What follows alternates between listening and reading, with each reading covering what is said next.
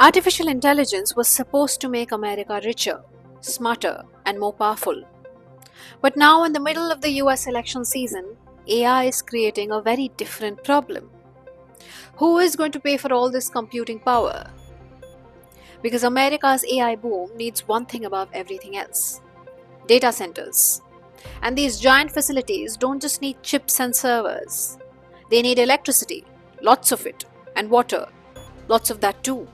And suddenly, Americans are finding themselves asking if they are building the future or if they are paying for a very expensive electricity bill.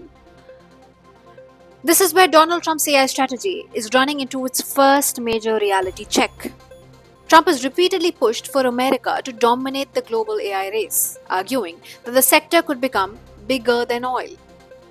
And the logic is simple. More AI means more data centers. More data centers mean more computing power. And more computing power means America can stay ahead of China. Sounds great, except there's one small problem. The people living next to these data centers also have electricity bills. Take Texas. Texas Governor Greg Abbott, who has spent years trying to turn the state into an AI and technology powerhouse, has now paused new data center projects.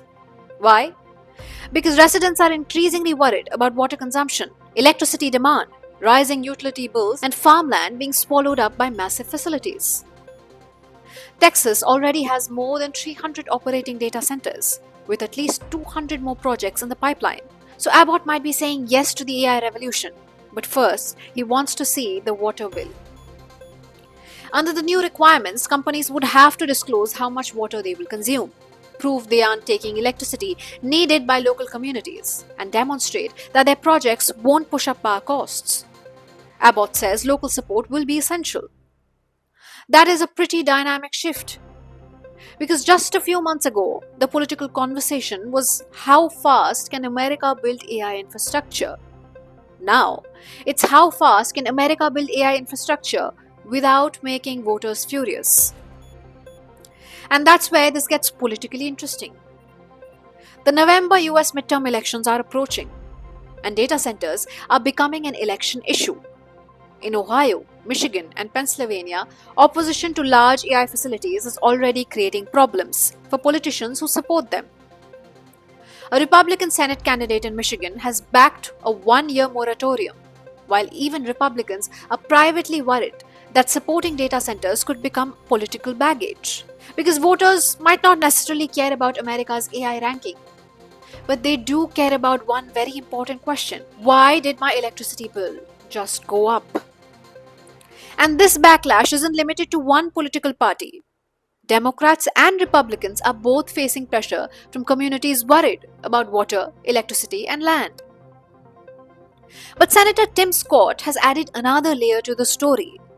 He says China is fueling opposition to American data center expansion, essentially arguing that Beijing benefits if America slows down its AI infrastructure.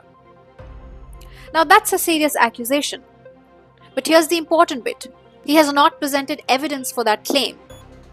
Still, the strategic argument behind it is real.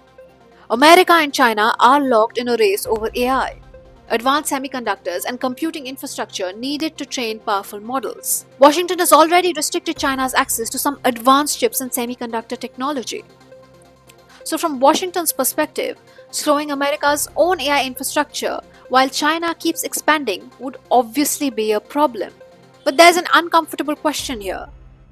Can America win the AI race without alienating the Americans who have to live next to the machines? And the backlash isn't only about data centers. The AI industry is now facing questions about the raw material powering these models.